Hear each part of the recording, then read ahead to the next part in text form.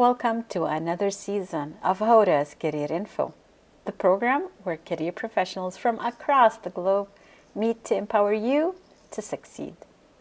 This program is brought to you by Right Career Fit. Listen and learn, and remember to have that very important career conversation with a career professional.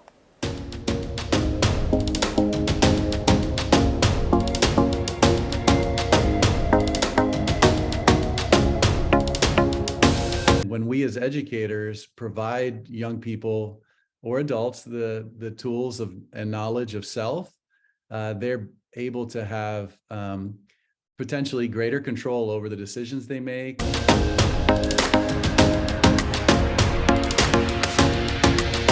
Give the young people the opportunity to step into a process of self-reporting. Don't run to assessment.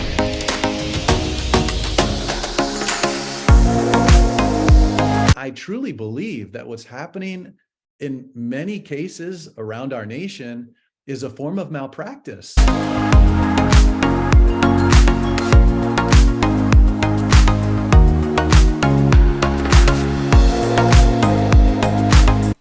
Thank you for joining me in Hoda's Career Info, your career program where guests from across the globe share career tips and personal stories to help you successfully navigate your career. I am Hoda, your host. I look forward to another season of career chats with international professionals who will inspire you to take your journey to the next level.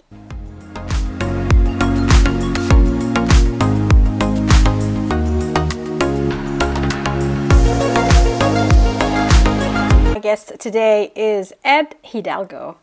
Ed Hidalgo is a speaker, designer, trainer, and coach in the field of career and workforce development.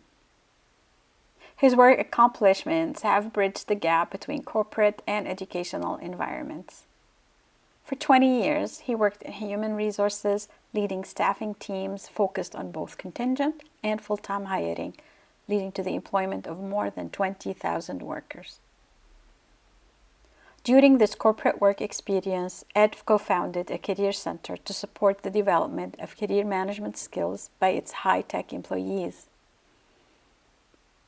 He then co-founded the creation of a dedicated STEM makerspace called Thinkabit Lab to inspire young people to learn about the world of work and get excited about engineering careers. These successful initiatives led to his most recent endeavor, the opportunity to deploy a new theory of change for integrating career-related teaching and learning across 28 schools in the Cajon Valley Union School District in Southern California. This teacher-led initiative that begins in kindergarten has gained national acclaim for its approach to integrating career theory and for the systematic deployment across the district, leading to District of the Year acknowledgement for 2022 by K-12 Dive. Mr. Hidalgo and his partners are now helping other districts integrate the same transformational and human approaches led by teachers and supported by counselors to help every child find their place in the world.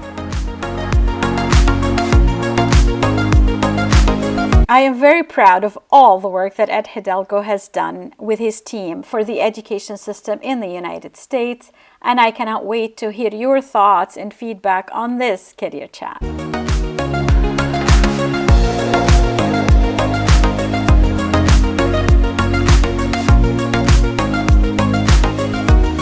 Thank you, Ed Hidalgo, for joining me today in this program. I appreciate your time, and I also appreciate the work that you do.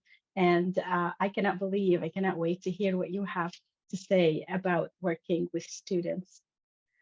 It's a pleasure to be with you. Thanks, Ed. My first question to you and to most of my guests is to choose a career term that resonates with you and reflects the work that you do. And if you can, define it from your perspective, not the dictionary or Google search perspective. Well, I think it's a great question to ask, and I appreciate how other guests have responded to this. And I hope I bring a little bit of a different perspective today based on the work that I've been doing. But I think The word that I would bring to the table today is the word agency.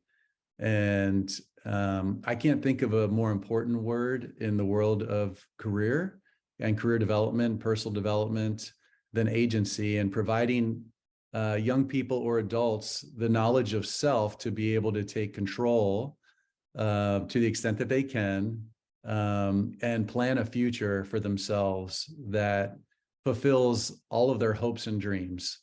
And when we as educators provide young people or adults the tools of and knowledge of self, they're able to have potentially greater control over the decisions they make, the support they seek from others, and the paths that they end up charting for themselves for the future. So that word agency to me is so very, very important, and something that we should continue to make sure is possible for every child and every adult that's seeking support from us. I love that you're saying every child, and this is what I love about your work. And I have a lot more questions about that focus on the young people. But before, another question I ask my guests is for them to share either their full story, if they're comfortable, or perhaps a portion of their story that led them to the work that they're doing today. And within it, if possible, a message to the audience.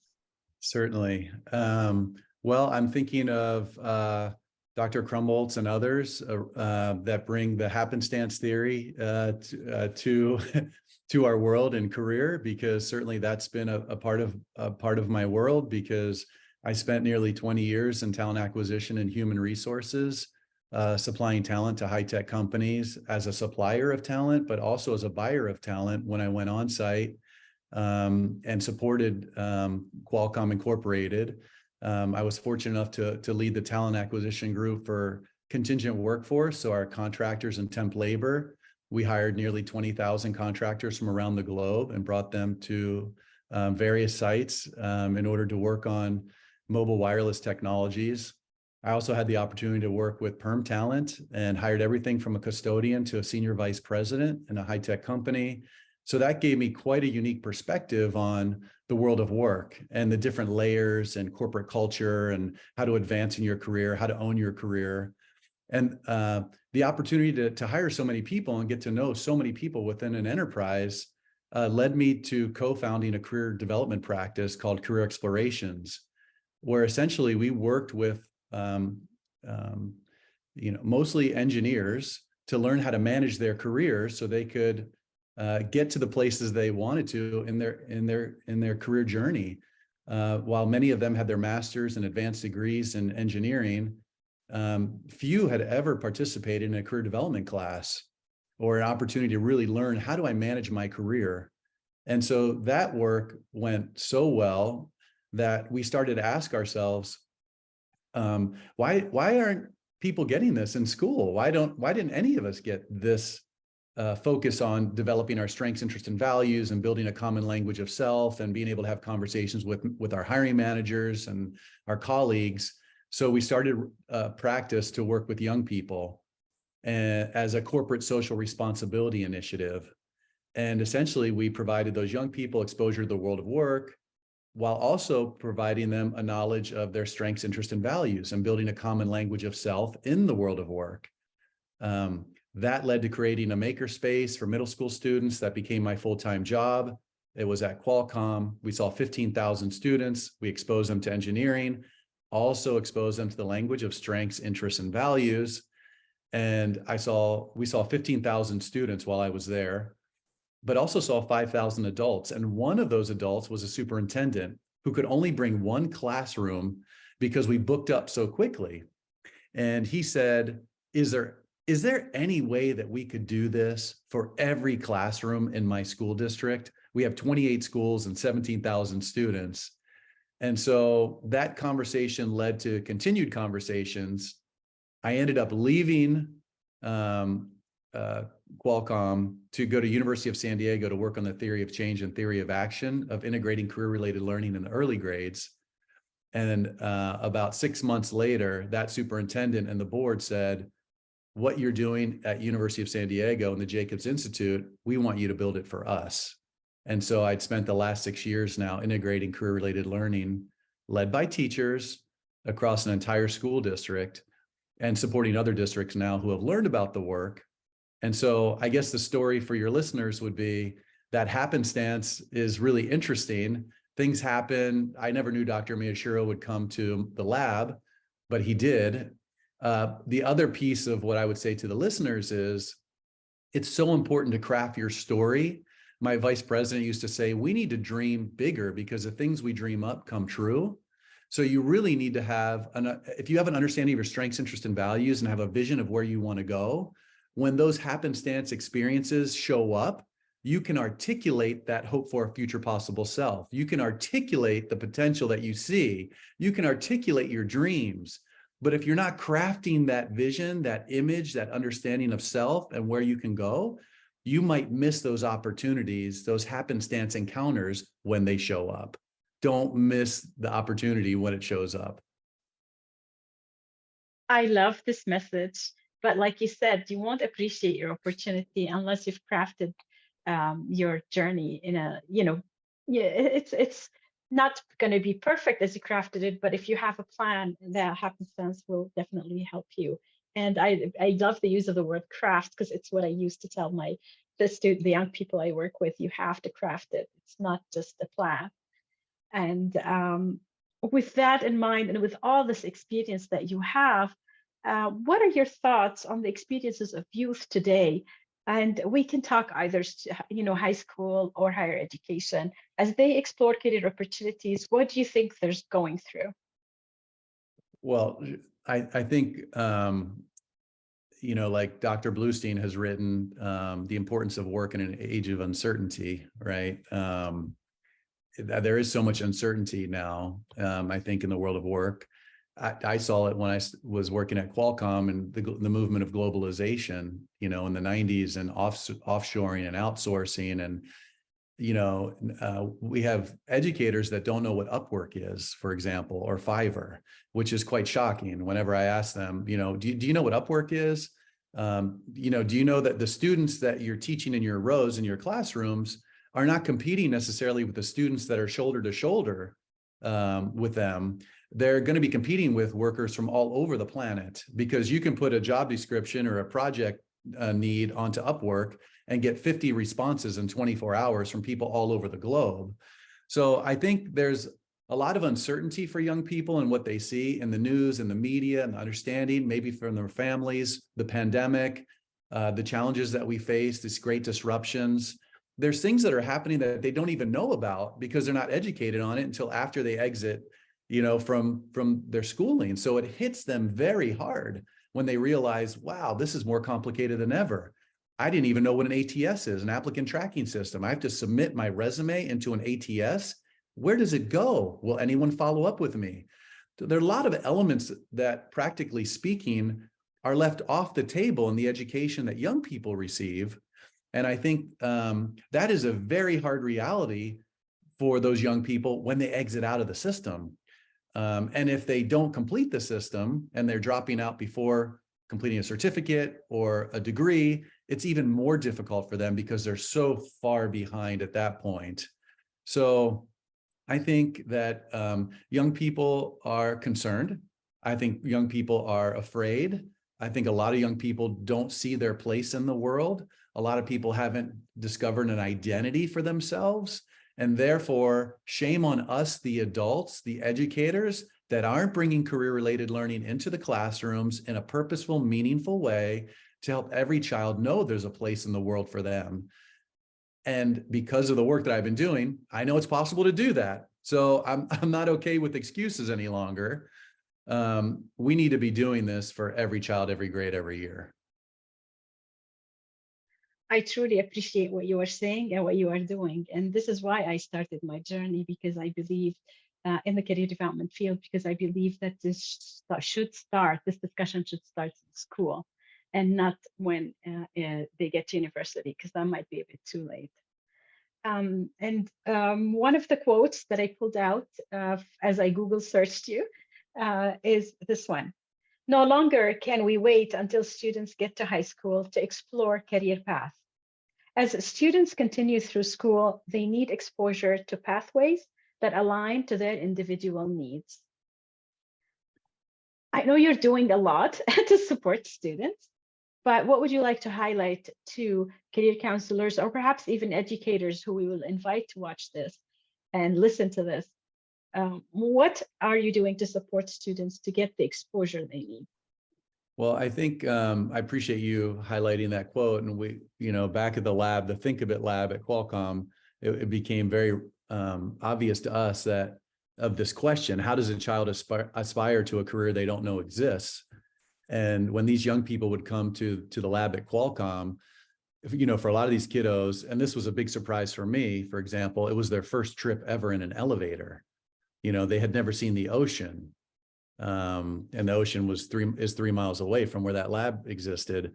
So, if they haven't had some of those fundamental experiences, how do we expect them to want to be a software engineer one day, or an RFIC engineer, hardware engineer? So it's incumbent upon us to provide those experiences. I'll say it's important. It's equally important, however, to take a step back. And I just would like to share a moment that really shifted part of my trajectory in this work. And it was a statement made by Dr. Mark Savickas at the 100th anniversary of the NCDA, where he said that the self that a person makes themselves into is a function of language. And if you don't have a word for it, you don't have it. So the self that a person makes themselves into, it's one thing to see a career or be exposed to career. It's another thing to understand self and make a connection to how self links to that potential future self that they're looking at. Are you looking at yourself in the mirror when you see that opportunity?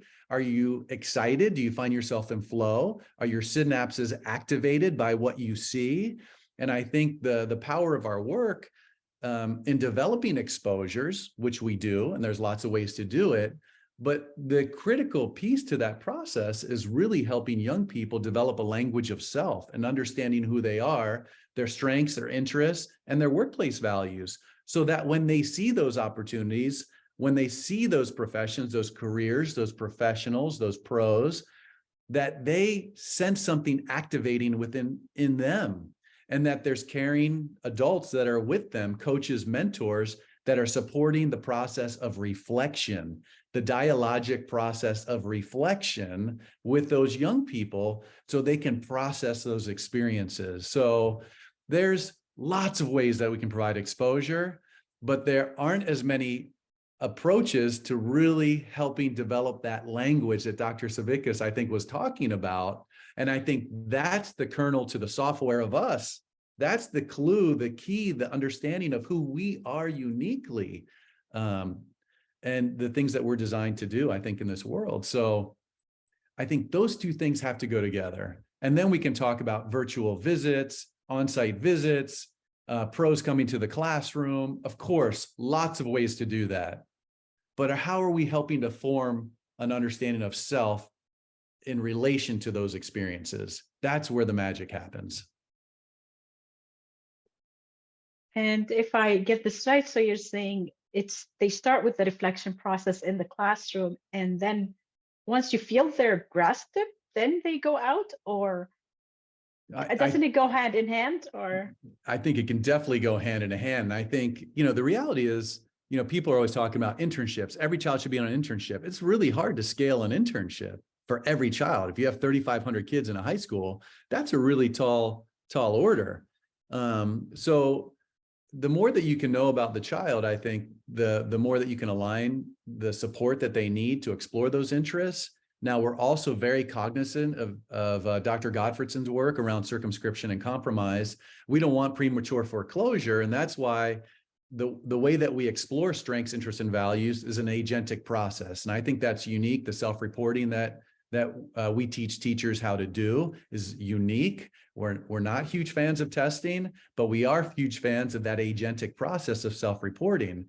And if students can begin to understand self, then we can start to create those customized experiences for them to get out into the community, to have experiences, explorations, leaving to learn that align to those interests. So that way, we're being a little bit more targeted with the limited resources that many schools have.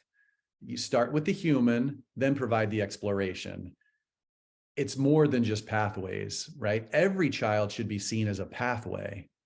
If you have 3,000 kids in your high school, maybe you need 3,000 pathways. That might be a different way of thinking of things. So, yes, I think it really does need to happen in concert, the self-exploration with the exposure. Yeah, that makes it, I think, a bit clearer for me and everyone listening. And I've got one more thing, that whenever I open the conversation with the, schools about the need for teachers to learn more about career development, one of the responses I get is that, well, teachers can only do so much. Are they going to focus on this and this? So how do you do that in your work, or how would you recommend this can be approached? Well, really, the lessons learned from the work in Cajon Valley in particular, all credit to the teachers who have jumped into this process. And mind you, at the beginning, we worked to train 900 teachers to experience their strengths, interests, and values for themselves for the first time. So much more different than a curriculum. This is a process we want you to experience as a human being. How often does a teacher get a one-on-one with their manager, with their coach? I mean, we can ask the same question for people in the workforce, right? How often do you get a one-on-one to talk about your progressions? So we gave this gift to the teachers first. We're going to help you understand strengths, interests, and values before we ask you to apply this to the young people that you're working with. And then I think the real magic is the approach of using Holland's framework in the classroom and building a common language of career across the entire enterprise. Once the teachers understood this language, they were able not only to use some of the tools that we created and the sequence of integration that we created, but they began to create their own experiences and connect Holland's work, the RIASEC, to the lessons that they had already been teaching for years. Integrating that language in a way that made sense and added context to their content. So even for something as simple as a holiday reflection or experience with their students, they're now able to bring the RIASEC into that conversation with, in the United States here, it may have been Martin Luther King Jr.'s holiday. Obviously a great preacher, a great speaker, a social activist. It's a big day here in the United States. But aside from it just being a holiday, now the teacher might say, what do we think Dr. King's primary interest themes are? Do you think he was enterprising or conventional? Do you think he was social or realistic? And you invite the students into a process of reflection, of discovery, of conversation. And then you might ask the students, well, how many of you maybe would claim those same themes and could see yourself giving a speech like Dr. King? And the students, raise their hands and they debate that and express why and how. And all of a sudden you're building a classroom community of understanding, of self-awareness, of self and the world. And I think it's those types of experiences that are different than what a lot of students get in the classroom and that teachers can bring to life once they have a common language. I appreciate you sharing the example. That's what I was hoping you would do. And because that's what I get as well in some of the workshops I do, is that, well, I've never done this. I've never done the interest inventory or any other assessment for that. So how can you pass it on if you've never experienced it yourself? So I appreciate the example, absolutely. My next question is about advice. What would be one piece of advice that you would give to young students today? I think one of the most important things that young people can participate in is informational interviews and the exposure they can get. We've learned a lot about first degree and second degree relationships, connections in the world of work. And we've even seen some research, right, where those second degree connections are the ones that lead to the career opportunities that you might have in the future. It's not those first degree connections in many cases. So the more that students can get out and speak to professionals, we call it Meet a Pro, I think the more that can expand their worlds. I hear a lot of young people foreclosing based on non-realities of what they think a career is and what it looks like, because they've received bad advice or stereotypes that they've seen on television or in the media. So the more that families and caring adults can support young people and learning how to have the conversations, that is an area I think that can really support high quality exploration and decision making for young people by activating real interest and understanding of what a career is like and what people do in the world of work. And I think it can diminish a lot of fears that young people have as well. So I think that's a really important thing based on my experience, supporting young people getting connected to those who are doing the work in the real world. That's great advice. I always tell clients, network, and then network some more. And really, it's about learning about these particular jobs they might be interested in. Correct. My final question to you, Ed, is what are some ideas or projects like going through your head right now that you would like to see happen in the future and you'd like to share with the audience? Well, it's been a pleasure to be here speaking with you and sharing some of the work. I'm really excited about advancing career-related learning and teaching for teachers across the United States. I'm very interested in advancing the work of Holland's framework in new and interesting ways, in particular, using approaches that ground in self-reporting and dialogical approaches to discussing career reflections, writing exercises. We know what some of the best practices are in career development. We just don't use them. I think a lot of times we run to assessment as part of the coaching process when we should be running to conversation, discussions, the narrative approach. And based on what I've seen in classrooms, teachers can integrate this in a way that's not another thing. So I feel like I've been called to advance this work in classrooms for teachers. And it's not so much only for the benefit of the learners, which of course is a really important part of this conversation, but it turns out that this language is really valuable for the adults who are teaching, because it supports a level of relationship building with young people through this common language that I think is unique and special based on what I've experienced. It provides a new level of discussion, dialogue, and differentiated instruction in the classroom. So for me, that is the work that I want to advance, the sequence and science of integrating this form of career-related learning and teaching in classrooms.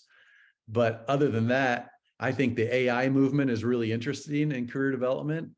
I'm concerned about it, but I think there's lots of potential there.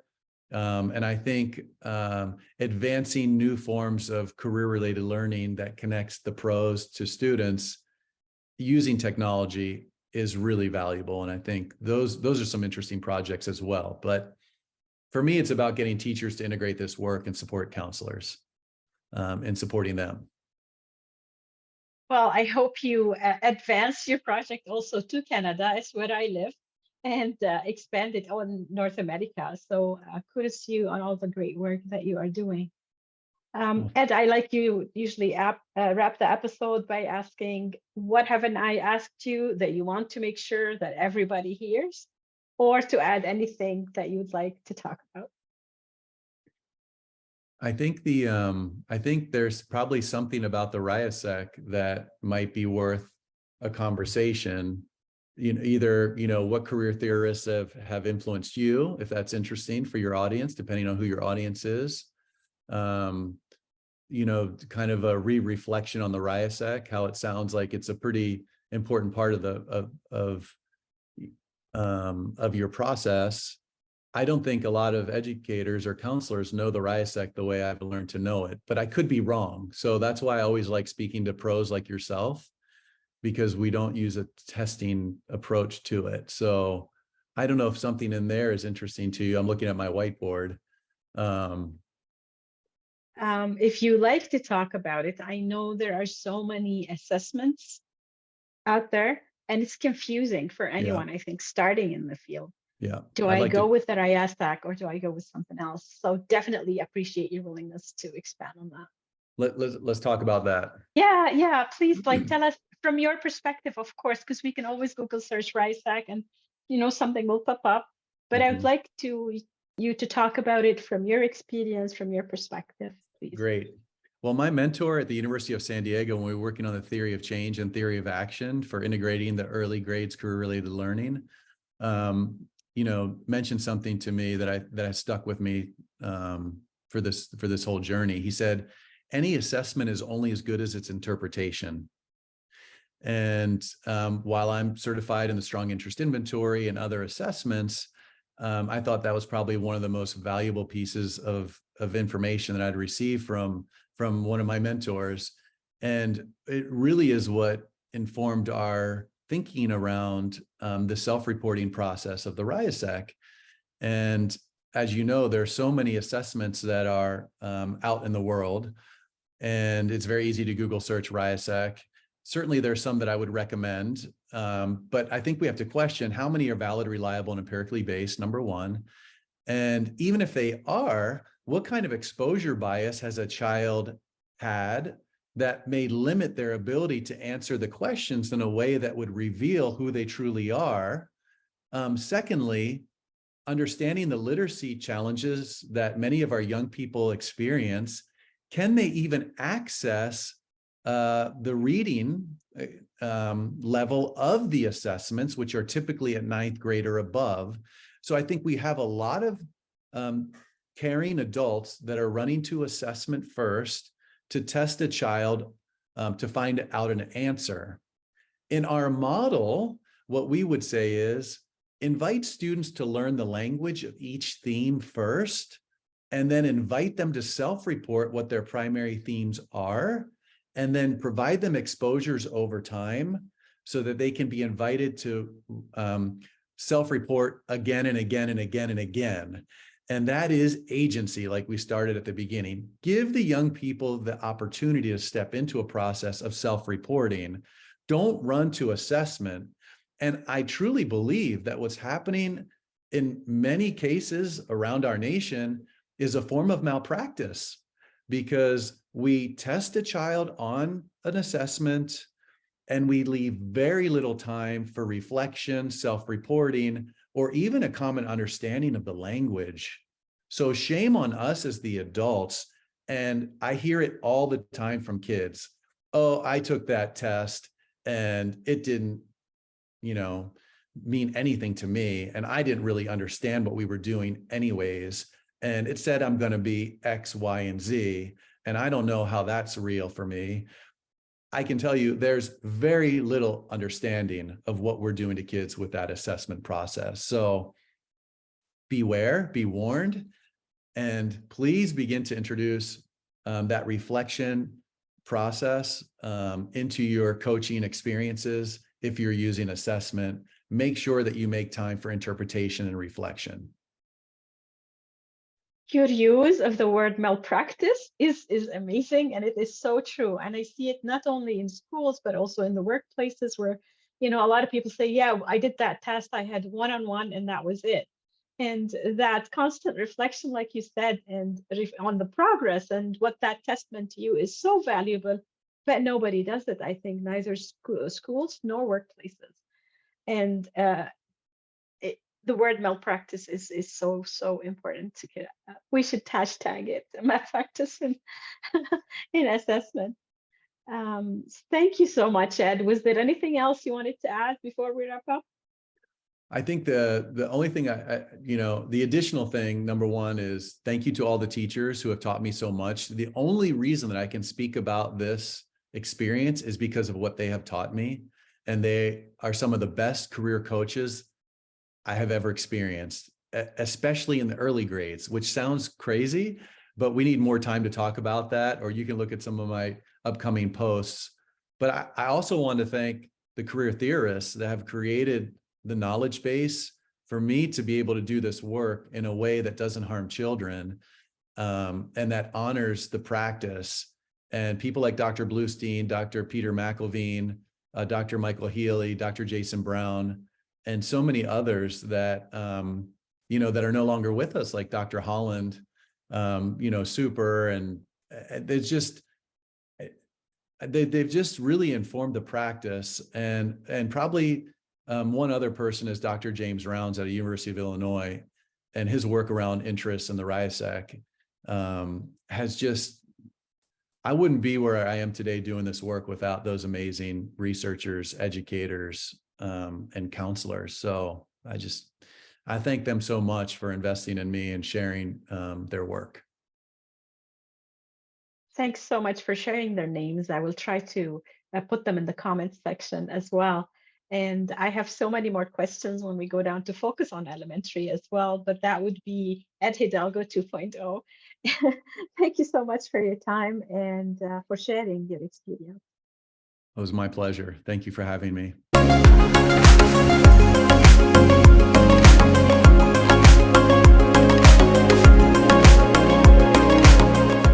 You've been listening to Hoda's Career Info, the program where career professionals from across the globe join me to empower you to succeed. My guest today on Hoda's Career Info is Ed Hidalgo, a professional who is very humble about his accomplishments and chooses to let his work speak for his mission. You can connect with Ed on LinkedIn and Twitter. Please remember that you can listen to Hoda's Career Info since it's also dropped as a podcast. To let me know if you are interested in an opportunity to talk about your work, you can send me a direct message on my website, rightcareerfit.com, where you can also sign up for my newsletter to stay up to date on the latest episodes. Remember to like, subscribe, share, and follow me on social media for more career info. I am your host, Hoda, and until next time, stay inspired and keep moving forward in constructive ways.